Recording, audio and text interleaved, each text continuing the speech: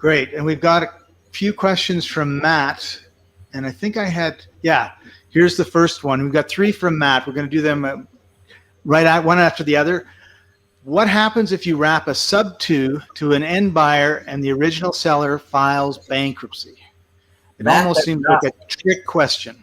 It's not a trick question at all, Matt. Guess what? If you've been in this business for over 40 years, there's some things that you've learned, and that's me. I've been in this game for a long time, and one of the things I've found, and that certainly happened to me early in the game, and it was like deer in the headlights. What do I do?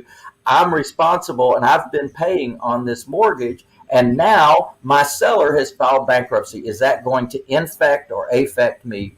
The answer is, Matt, not at all. So when they file bankruptcy, as long as we can show that, hey, we were a third party, arm's length transaction, we're not their brother-in-law, we're not somebody that's involved in helping them to avoid the have their cake and eat it too, in terms of what somebody might be doing in a bankruptcy.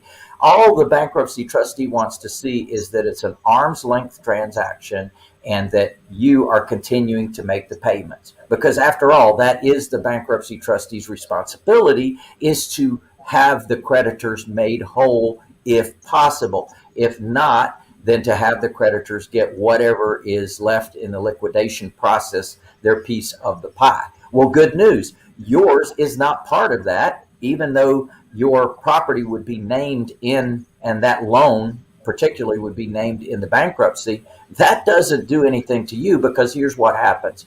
A bankruptcy divorces the person's debt from themselves.